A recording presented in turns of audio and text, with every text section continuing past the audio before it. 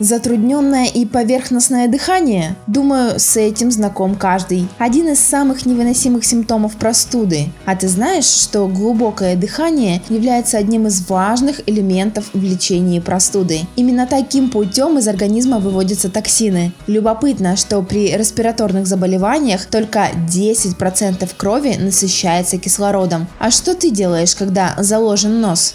Бежишь в аптеку?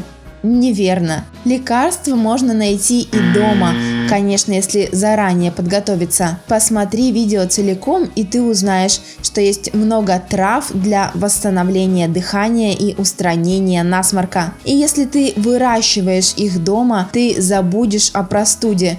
Впрочем, как и твои домочадцы. Вот 6 растений с целебными свойствами, которые можно выращивать в горшках, хотя ты никогда не думал об этом. Первое. Орегано.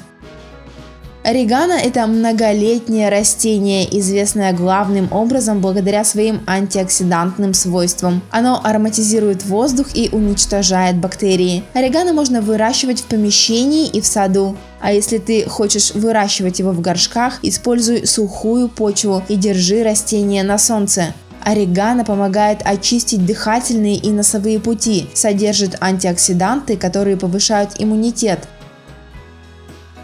Второе. Эвкалипт.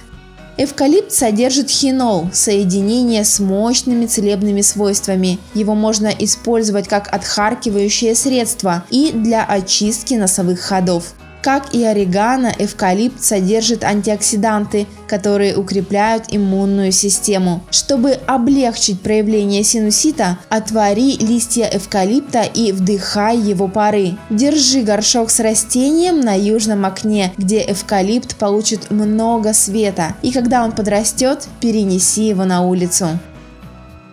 Третье. Эхиноцея.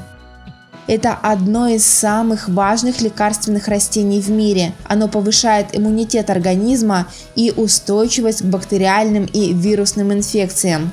Как цветы, так и корни растения являются отличным средством против респираторных вирусов, гриппа, бронхита и других инфекций. Растение также эффективно борется с аллергией. Эхиноцея, так же как и эвкалипт, очень любит солнце и влагу.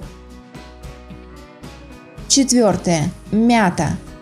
Мята содержит ментол, который действует как естественное противоотечное средство. Она также обладает антигистаминным свойством. Как и орегано, мята хорошо растет в помещении, поэтому ты можешь посадить ее в горшок. Она предпочитает влажную почву и умеренное солнце. Листья мяты можно добавить в чай или использовать в качестве специи. Пятое. Медуница лекарственная. Это растение уже давно используют для устранения заложенности носа и лечения легочных и респираторных заболеваний. Оно облегчает выделение мокроты, успокаивает кашель и избавляет от хрипоты. На деле это растение начали использовать в лечебных целях в начале 1600-х годов. Сам по себе цветок очень красивый и неприхотливый. Он предпочитает тень и идеально растет под деревьями. Поставь горшок на северное окно. Шестое. Бузина черная. Как цветы, так и плоды этого растения улучшают кровообращение и расширяют маленькие капилляры в легких. Растение можно использовать для приготовления чая. Как и эвкалипт, бузина черная вырастает в большой куст, который для начала можно растить дома, а после пересадить в сад.